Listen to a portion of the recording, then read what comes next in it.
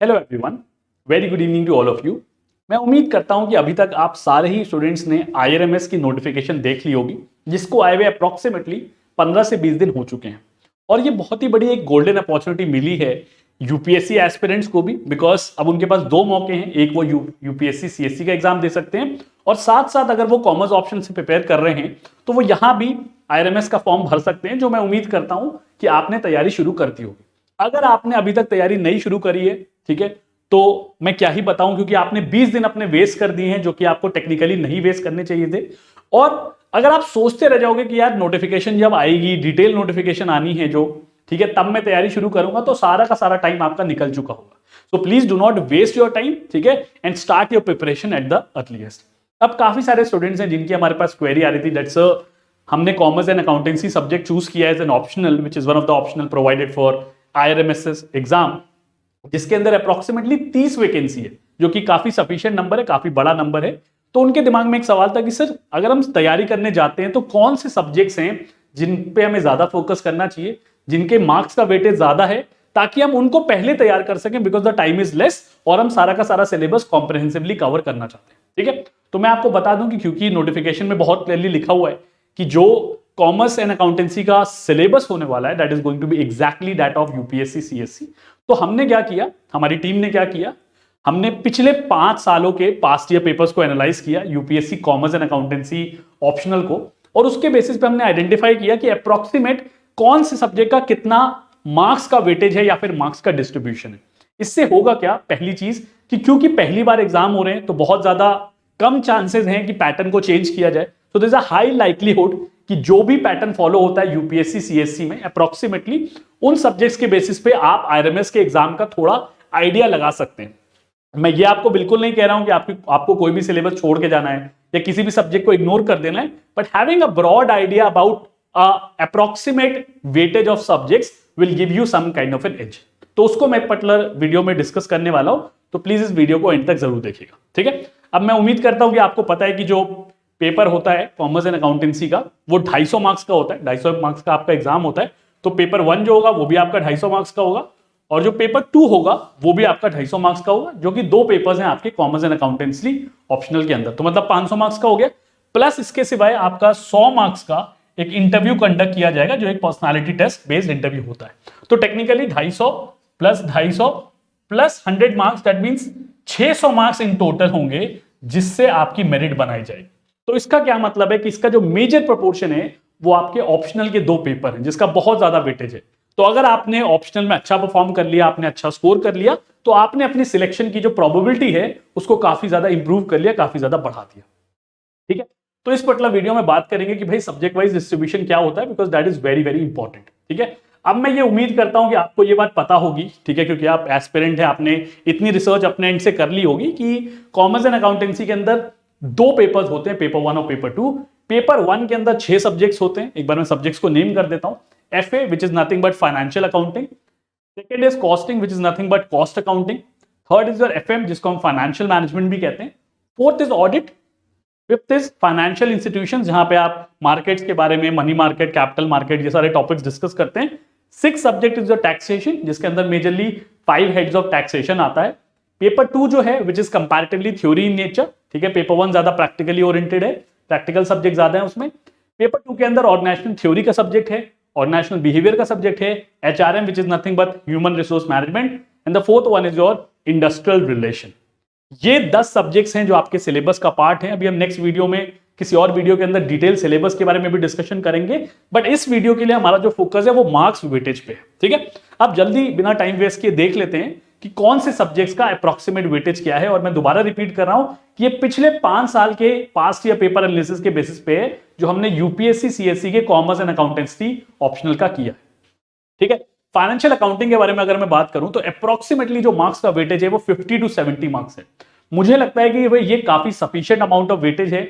और अगर आपके बेसिक्स क्लियर है, क्योंकि अगर फाइनेंशियल अकाउंटिंग आप सिलेबस देखने जाओगे तो उसके अंदर आपको टॉपिक मिलेगा अकाउंटिंग स्टैंडर्ड, उसके अंदर आपको टॉपिक मिलेगा buyback of shares, accounting for share capital, इस तरीके के टॉपिक्स मिलेंगे जो बेसिकली आपने अपने 12th में बेसिक्स पढ़े हुए हैं, और थोड़े अच्छे लेवल की जो टॉपिक्स हैं वो आपने अपने ग्रेजुएशन, अंडर ग्रेजुएट लेवल पे पढ़े हुए हैं, अगर आपने बीकॉम या बीकॉम ऑनर्स किया। ठीक है, तो बहुत डिफिकल्ट सिलेबस नहीं है, तो मुझे लगता है कि जिस हिसाब से वेटेज है आपको इस सब्जेक्ट पे अच्छा खासा फोकस देना चाहिए। ठीक है, तो ये हमारा हो गया पहला सब्जेक्ट। अगर मैं सेकंड सब्जेक्ट के बारे में बात करूं तो कॉस्ट अकाउंटिंग का सब्जेक्ट है। इसका जो अप्रोक्सीमेटली वेटेज रहा है वो 60 to 80 मार्क्स रहा है। Again very very high weightage. इसके अंदर एक छोटी सी चीज मैं आपको बताना चाहूंगा कि जितने भी न्यूमेरिकल और प्रैक्टिकल सब्जेक्ट्स हैं, तो जब स्टूडेंट्स तैयारी करना शुरू करते हैं, स्पेशली लेट्स से अगर चार्टर्ड अकाउंटेंट्स तैयारी कर रहे हैं, तो उनके दिमाग में एक ओवर कॉन्फिडेंस होता है कि यार हमें तो न्यूमेरिकल आता है, तो हम इन सब्जेक्ट्स को इग्नोर कर देते हैं। बट मैं आपको बताऊं कि जो पास्ट ईयर ट्रेंड रहा है, जो इतनी स्टूडेंट्स के साथ हमारी इंटरेक्शन हुई है, उससे हमें ये बात समझ में आई है कि ये जितने भी पेपर्स हैं, even though they are practical, but इसमें से प्रैक्टिकल और थ्योरी का इक्वल वेटेज है अप्रोक्सीमेटली। फॉर एग्जांपल अगर 80 मार्क्स का वेटेज है कॉस्टिंग का, तो आप ये लगा के चलिए कि 40 से 50 मार्क्स के आपके पास न्यूमेरिकल आएंगे और 30 से 40 मार्क्स के आपके पास थ्योरी बेस्ड क्वेश्चन आएंगे। तो आपको ये गलती नहीं करनी है कि आपने प्रैक्टिकल सब्जेक्ट के अंदर न्यूमेरिकल्स लगा लिए और थ्योरी को आप ऊपर ऊपर से पढ़ के चलेगा। अगर आप ये करोगे तो आप एग्जाम क्लियर नहीं कर पाओगे, ये मेरा दावा है। ठीक है, तो ये गलती आपको नहीं करनी है, इस गलती से आपको बचना है। ठीक है, नेक्स्ट सब्जेक्ट है जो कि बहुत क्लासिक सब्जेक्ट है, बिकॉज इसका वेटेज बहुत ज्यादा है और सिलेबस भी बहुत ज्यादा है, जो कि फाइनेंशियल मैनेजमेंट है और जो इसका वेटेज है वो है 150 मार्क्स। तो इन एनी केस आप इस सब्जेक्ट को इग्नोर नहीं कर सकते। आपको आता हो नहीं आता हो, आपका स्ट्रांग हो आपका वीक हो, आपको इस सब्जेक्ट को बहुत ही बारीकी से पढ़ के जाना है, बिकॉज इसका सिलेबस भी बहुत ज्यादा है। कैपिटल बजटिंग डिसीजन हो गए, कैपिटल स्ट्रक्चर हो गया, डिविडेंड डिसीजन हो गया, वर्किंग कैपिटल मैनेजमेंट हो गया, और कुछ छोटे छोटे फाइनेंस के टॉपिक हैं, रिस्क कैपिटल टाइप्स। ये आपको बहुत कॉन्क्रीट वे में पढ़ने हैं, both theory as well as numerical. तो 150 मार्क्स का वेटेज हो गया, तो आप समझ सकते हो कि अगर 250 मार्क्स का एग्जाम है, ठीक है, और उसमें से 150 मार्क्स अगर फाइनेंशियल मैनेजमेंट की है, तो ये कितना ज्यादा वेटेज रखता है। ठीक है, एक छोटी सी चीज आपको ये भी बता दूं कि अब काफी लोग कैलकुलेशन कर रहे होंगे तो उनको लग रहा होगा कि सर इसका जो टोटल है तो 250 आएगा ही नहीं। तो मैं आपको बता दूं एग्जाम जो है वो 400 मार्क्स का आता है, उसमें से 250 मार्क्स का आपको अटेम्प्ट करना होता है। तो अगर आप 250 का टारगेट लेके जाओगे कि यार मैं 250 तैयारी करके जाता हूं, उसमें से 250 अटेम्प्ट कर लूंगा, तो आप नहीं कर पाओगे। अगर आप पूरे 400 मार्क्स की तैयारी करके जाओगे तो आप जरूर 250 मार्क्स का अटेम्प्ट कर लोगे और उसमें से आप एग्जाम क्लियर कर सकते हो। ठीक है, नेक्स्ट जो हमारा सब्जेक्ट है जिसका सिलेबस थोड़ा सा कम है, ठीक है, जिसको आप शार्पली अगर पढ़ना चाहो तो बहुत जल्दी कवर अप कर सकते हो, which is the topic of auditing. इसका 30 मार्क्स का वेटेज है। इसमें कुछ बेसिक चैप्टर्स हैं ऑडिट के, बहुत ज्यादा डिफिकल्ट नहीं है, ठीक है, बट कंसेप्ट समझने पड़ेंगे, अदरवाइज अटेम्प्ट नहीं कर पाओगे। ठीक है, बट इसमें ज्यादा टाइम बिल्कुल नहीं लगेगा। ठीक है, स्ट्रैटेजी के बारे में बात नहीं कर रहा हूं मैं इस वीडियो में, बिल्कुल ब्रीफली आपको बता रहा हूं। स्ट्रैटेजी जो है वो डिटेल में हम आपको बना के देंगे दूसरी वीडियो में। इस पर्टिकुलर वीडियो में एक ही चीज पे फोकस है, which is the marks distribution of your subjects. ठीक है, पांचवा इस सब्जेक्ट के बारे में बात करें, which is financial institutions and markets. इसका जो वेटेज है दिस इज अप्रोक्सीमेटली 50 मार्क्स। तो फाइनेंस के जो इंपॉर्टेंट टॉपिक्स हो गए भाई, कैपिटल मार्केट क्या है, सेकेंडरी मार्केट क्या है, प्राइमरी मार्केट क्या है, फाइनेंशियल इंस्ट्रूमेंट्स क्या है, क्रेडिट रेटिंग एजेंसीज क्या है, ये कुछ ऐसे इंपॉर्टेंट टॉपिक्स हैं जो इस पर्टिकुलर सब्जेक्ट के अंदर इंक्लूड होते हैं और काफी अच्छी खासा वेटेज है इसका। ठीक है, नेक्स्ट जो सब्जेक्ट है, लास्ट सब्जेक्ट है आपके पेपर 1 की कैटेगरी के अंदर, which is the subject of taxation. इसका जो वेटेज है ये है 45 मार्क्स का। 45 मार्क्स का वेटेज है। थोड़े से न्यूमेरिकल इसमें ट्रिकी आते हैं, तो न्यूमेरिकल्स अच्छे से प्रैक्टिस कर लीजिएगा और साथ साथ थ्योरीज भी पढ़नी है, डिडक्शन वगैरह हो गई, इन सबको अच्छे से कवर अप कर लेंगे तो आप आराम से सिलेबस कवर कर सकते हैं। ठीक है, तो ये तो आपका वेटेज हो गया पेपर 1 का सब्जेक्ट्स का। मैं आपको बता दूं कंपैरेटिवली पेपर 1 ज्यादा प्रैक्टिकल ओरिएंटेड है, तो अगर आप तैयारी कर रहे हैं तो एक बेसिक टिप ये होनी चाहिए कि अगर आपका प्रैक्टिकल स्ट्रांग है तो पहले आप इनको कवर करें, पेपर 1 को कवर करें और अपने सिलेबस को कवर करने की कोशिश करें। अगर आपका थ्योरी स्ट्रांग है तो आपको पेपर 2 पे ज्यादा फोकस करना चाहिए at the initial stage, because जब हम इनिशियली किसी भी सब्जेक्ट की तैयारी करते हैं तो क्या होता है, हमारा मोराल जो है वो थोड़ा सा मॉडरेट लेवल का होता है या लो लेवल का होता है। जैसे जैसे हम तैयारी करते रहेंगे और अगर हम अपने स्ट्रॉन्गेस्ट सब्जेक्ट्स उठाएंगे तो हमारा कॉन्फिडेंस भी बूस्टअप होगा और हमें कॉन्फिडेंस आएगा कि यार 50% सिलेबस हमने कवर कर लिया। ठीक है, तो अगर आपका थ्योरी स्ट्रांग है तो आप ये सब्जेक्ट उठा सकते हैं। ठीक है, अब यहां पे बात करते हैं पेपर 2 के अंदर। पेपर 2 के अंदर जो पहला सब्जेक्ट है वो है ऑर्गेनाइजेशनल थ्योरी। यहां पे क्या होगा, काफी सारी ऑर्गेनाइजेशन की थ्योरी आएंगी, बेसिक टॉपिक्स आएंगे बिजनेस मैनेजमेंट के, जहां पे planning, organising, staffing, directing, controlling, ये सारे टॉपिक्स आएंगे और इसका 100 मार्क्स का वेटेज है। तो अगर आपकी बेसिक बिजनेस स्टडीज जो क्लास 12 में आपने पढ़ी थी अपने कॉमर्स बैकग्राउंड के अंदर, क्लास 12 के अंदर, अगर वो आपने अच्छे से पढ़ी हुई है, ग्रेजुएशन के अंदर जो सब्जेक्ट आता है प्रिंसिपल्स ऑफ मैनेजमेंट, वो अच्छे से पढ़ा हुआ है, तो भाई ये सिलेबस डन है, आपको सिर्फ रिवीजन करना। ठीक है, इसके साथ एक सब्जेक्ट है, second subject, which is organisational behaviour. यहां पे आप बात करते हो पर्सनालिटी के बारे में, परसेप्शन के बारे में, मोटिवेशन के बारे में, लीडरशिप के बारे में, इंटरपर्सनल बिहेवियर के बारे में, ओवरऑल सिलेबस जो है वो थोड़ा सा लेंदी है बट डिफिकल्ट बहुत ज्यादा नहीं। अगर आप कॉम्प्रहेंसिवली सारी थ्योरीज को कवर करते जाओगे, मोटिवेशन थ्योरीज को कवर करते जाओगे, कंसेप्ट समझते जाओगे, तो आप इसको भी कवर कर सकते हो। बट वेटेज अच्छा खासा है, 100 मार्क्स का ओटी का वेटेज है और 100 मार्क्स का ऑर्गेनाइजेशनल बिहेवियर का वेटेज है। अब आता है पेपर 2 का classic subject which is human resource management, जिसका वेटेज जो है वो है 150 मार्क्स का। अगेन काफी लंबा सिलेबस है, ट्रेनिंग, डेवलपमेंट, रिक्रूटमेंट, सिलेक्शन, काफी लंबे इमर्जिंग इश्यूज जो हैं एचआर के वो भी इसमें आते हैं।